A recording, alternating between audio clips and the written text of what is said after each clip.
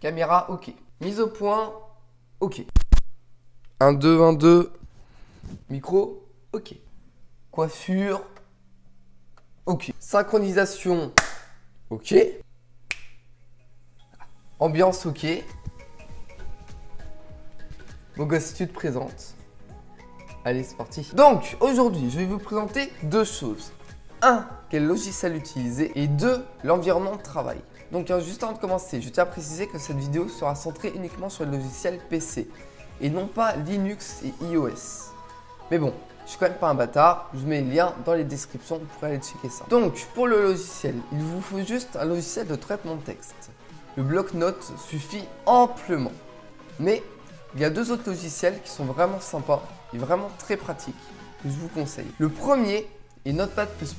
Alors pourquoi? Alors déjà, c'est avec celui-ci que j'ai commencé moi à programmer en HTML et CSS. Il est vraiment complet et il prend vraiment pas beaucoup de place. Très rapide à télécharger, il est en français. Donc vous allez me dire, mais quels sont les avantages? Parce que oui, un logiciel de traitement de texte, ça reste un logiciel de traitement de texte. Quelle est la différence entre le bloc-notes et Notepad++? Qu'est-ce qui va changer? Parce que dans les deux, on écrit et ça change rien. Donc en numéro 1, toutes les lignes sont numérotées sur le côté gauche. Alors comme ça peut paraître anodin, mais dès que notre code fait plusieurs centaines de lignes, voire plusieurs milliers, cela devient vraiment pratique. 2. La colorisation automatique. Ouh là là là là, qu'est-ce que c'est que ça encore? Alors la colorisation automatique permet au code que l'on écrit d'être coloré. Alors là, merci Alex, hein. Franchement on savait pas, enfin je sais pas quoi dire, waouh, là franchement tu viens de changer notre vie, bon j'avoue, dit comme ça a l'air d'être de la merde. Et vous allez tous me dire que c'est du gadget.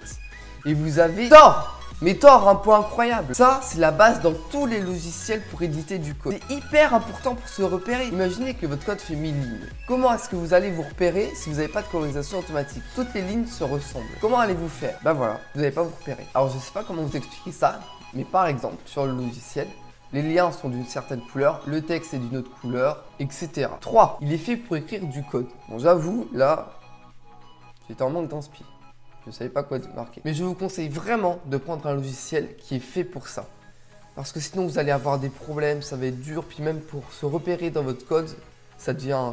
c'est impossible. Donc ça fait une bonne transition pour passer au deuxième logiciel qui est Atom. Et Atom, il est 50 fois mieux que Notepad++. Pourquoi? Alors déjà, il y a tous les arguments que je viens de lister juste avant. Mais en plus, il a par exemple sur le côté gauche un histogramme. Alors, qu'est-ce qu'un histogramme? L'histogramme permet d'afficher tous vos fichiers. Deuxième argument, il est totalement gratuit. Mais en fait, en gros, il n'y a pas moins cher. C'est pas possible de trouver moins cher. Troisième argument. Lorsqu'on écrit un mot de code, il le détecte automatiquement et affiche une petite fenêtre en dessous avec toutes les possibilités que nous pouvons écrire. Cela améliore extrêmement la vitesse de production. Alors, petite parenthèse, je dis mot de code car je ne veux pas me lancer encore dans les explications sur le lexique. Ce sera dans de prochaines vidéos quand on commencera à coder, donc dans environ 10 épisodes. Je rigole bien sûr, ne pars pas. Voilà pour ces deux logiciels. Donc maintenant, passons à l'environnement de travail. Donc pour l'environnement de travail, je vais juste vous présenter Atom, car je n'ai plus de Notepad sur mon ordinateur. Donc voilà l'icône de Atom. Donc c'est un Atom. J'ai rien à dire de plus. Donc quand vous arrivez sur Atom, normalement, je crois que vous avez cette page-là. Donc elle est vide. Donc en haut se trouve la barre d'outils. Faut pas que ça s'appelle comme ça. Alors moi j'ai téléchargé un package, donc c'est des petits plugins qu'on peut ajouter à Atom pour le mettre en français. Donc vous, normalement c'est en anglais. Dites-moi dans les commentaires si vous voulez que je vous donne des informations sur les plugins de Atom. J'en serais ravi. Là nous avons notre première fenêtre. Donc comme vous pouvez le voir, il y a la ligne où nous sommes. Donc nous sommes à la ligne 1. Si on descend, ça affiche toutes les lignes. Là, c'est le titre de la fenêtre dans laquelle vous êtes. Et ce qui est extrêmement bien, que vous avez peut-être vu à l'instant, c'est que, par exemple, là, quand j'écris le L, on voit tout de suite que cela affiche les mots qui commencent par L, que nous pouvons insérer dans notre code HTML. Donc pour l'instant, on s'en fout encore. Vous pouvez faire entrer si vous voulez que ça affiche un truc, etc. On s'en fout. Mais moi, ce que je voulais vous montrer, c'est ça, c'est le petit rond là qu'on voit. Ce qui signifie que votre projet n'est pas enregistré. Donc, supposons que nous voulions l'enregistrer. Il y a deux possibilités pour ça. En premier, faites fichier, enregistrer sous. Et là, vous allez là où vous voulez. Ou alors, vous faites CTRL ALT S. Ça ne fonctionne pas. CTRL MAJ S. Et après, vous l'enregistrez où vous voulez.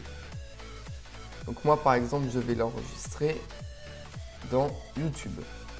Je me suis créé un petit fichier YouTube. Je fais un petit clip. Donc, dossier, on va l'appeler HTML CSS. Hop. Et on va refaire un dossier, donc c'est la leçon. Puis rien, on s'en fout parce que c'est pas vraiment une leçon de HTML aujourd'hui. Par exemple, vous pouvez l'enregistrer, donc je l'avais déjà montré dans la vidéo juste avant. Donc par exemple, si vous voulez l'appeler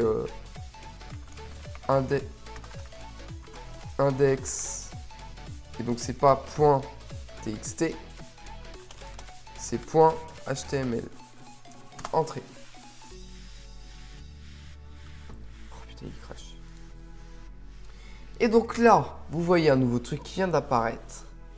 Alors j'enlève ça, 30 secondes, c'est un petit plugin que j'ai ajouté. Hop. Et donc comme vous pouvez le voir sur la fenêtre, il y a l'histogramme qui est apparu. Donc vous pouvez le cacher, hein, très bien, si vous avez envie de le cacher, vous pouvez le cacher.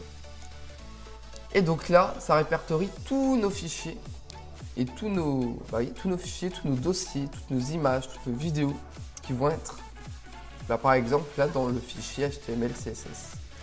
Donc par exemple, on va là. Donc moi, je suis allé ici, donc dans YouTube, hop, et on est ici. Donc notre fichier est là. Par exemple, si on crée un nouveau dossier et qu'on l'appelle leçon numéro 1, entrée. Et quand on voit, hop, il est affiché. Donc bien sûr, il n'y a pas de fichier à l'intérieur. Par exemple, on peut prendre notre fichier. On peut aussi modifier d'ici. Hop, par exemple, j'ai mis le fichier index.html dans le fichier leçon, dans le dossier leçon numéro 1. Et quand on va voir, hop, il faut aller dans le leçon numéro 1 pour aller voir le fichier. Donc c'est extrêmement pratique. Vous pouvez aussi très bien faire donc, des nouveaux fichiers directement à partir d'ici. Donc par exemple, là, il sera dans le dossier leçon numéro 1. Mais si vous voulez pas qu'il soit dans le dossier leçon numéro 1, hop, vous enlevez juste et vous mettez par exemple, je vais l'appeler leçon YouTube, .html, il ne faut pas oublier, entrée, et hop, il est là. Et donc là, si on va voir, il est apparu ici. Vous pouvez aussi créer des... Donc new file, c'est faire un nouveau fichier. New folder, c'est un nouveau dossier. Donc par exemple, si on l'appelle dossier, hop, il y aura un nouveau dossier ici. Hop, il est là. Ensuite, il y a, donc par exemple, si on choisit le son YouTube et qu'on fait rename, hop, ça c'est pour le renommer. Après, on peut faire duplicate pour dupliquer, delete pour supprimer, copier, couper, je sais pas, ça on s'en fout après. Ensuite, un truc qui est extrêmement bien sur Atom aussi. Par exemple, donc là vous voyez qu'il y a nos deux onglets, HTML, index.html et leçon youtube.html. Et c'est chiant tout le temps de devoir jongler entre les deux fichiers. Donc ce que nous pouvons faire, c'est par exemple leçon.html, leçon youtube.html. On fait clic droit dessus et on fait par exemple fractionner vers le bas. Ce qui signifie que hop, elle va aller en bas. Donc ici on la supprime. Et voilà, et donc là on peut écrire en bas. Après on peut faire par exemple, si on duplique ça, on va l'appeler 1. Donc elle est là. Après on peut faire par exemple fractionner vers la droite. Donc hop, on peut y déplacer, si vous voulez y déplacer, si vous voulez mettre ça comme ça. Vous pouvez faire vraiment comme vous voulez. C'est vraiment, ça c'est vraiment super bien. Donc voilà pour ça. Donc c'est... Hop. Donc on va tout supprimer. Supprimer. Petit truc en plus, je vais vous montrer comment faire pour enregistrer un fichier CSS. Donc je pense que vous n'êtes pas con, vous avez compris comment on fait. Donc par exemple, on va appeler index encore. Donc on peut très bien l'appeler d'une autre manière. Et au lieu de faire point, alors c'est pas point .txt, d'accord? C'est pas point .html non plus. C'est point CSS, bravo! Wouh! Mais putain, mais qu'est-ce que t'es doué! Donc, on fait entrer et voilà, fichier CSS créé. Donc voilà pour cette vidéo. Donc n'oubliez pas de vous abonner, de laisser un petit commentaire, ça fait toujours plaisir. Un petit like ou un dislike, ça fait plaisir aussi. Et moi je vous dis à la prochaine. Ciao!